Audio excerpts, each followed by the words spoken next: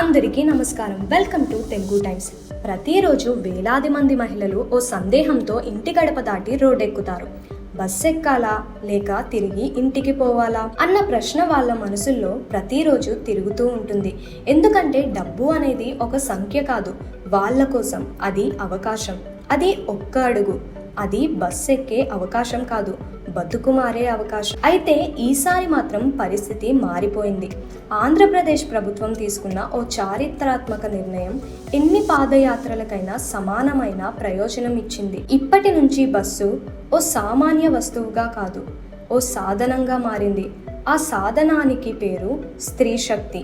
ఇది ఓ పథకం కాదు, ఇది ఓ గౌరవపు మార్గం. 2025 ఆగస్టు 15న ప్రారంభమయ్యే ఈ కార్యక్రమం ద్వారా ఆంధ్రప్రదేశ్లోని ప్రతి మహిళలకు ఏపీఎస్ఆర్టీసీ బస్సులు ఉచిత ప్రయాణం కలిగించనున్నారు. ఎక్కడికైనా వెళ్ళాలి అంటే ముందుగా ఆలోచించాల్సిన అవసరం ఇక లేదు. వైద్యం కావాలన్నా, విద్య కావాలన్నా, ఉద్యోగ ప్రయత్నమైనా, బస్సు దిగాలంటే ముందు బీజేపీ పట్టుకుని నిలబడాల్సిన అవసరం ఇక లేదు. ఈ మార్పును చూపించేందుకు ఒక్కటే చిహ్నం చాలు, జీరో టికెట్. సోషల్ మీడియాలో ఇప్పుడు అందరూ మాట్లాడుకుంటున్న ఆ టికెట్ ఎటువంటి ధర లేదు, కానీ విలువ ఎంతైనా ఉంది.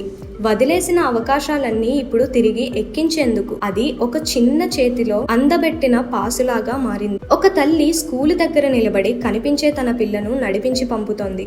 ఈసారి ఆమె తానే బస్సులో వెళ్ళి తీసుకుంటుంది. ఒక యువతి ఇంట్లో ఉండిపోయిన మౌనాన్ని పగలగొట్టి తన చదువు కోసం పట్టణం వెళ్లే బస్సులో కూర్చుంటుంది. ఇది వాళ్ళ పయనం కాదు, ఇది మనం చేసిన మార్పు. ఇది ఎవరో చేసిన స్కీమ్ కాదు, ఇది ఎవరో మాటలకే పరిమితమైన హామీ కాదు. ఇది ఒక మనిషి ఇంకొక మనిషి అవసరాన్ని అర్థం చేసుకున్నప్పుడు జరిగే మార్పు.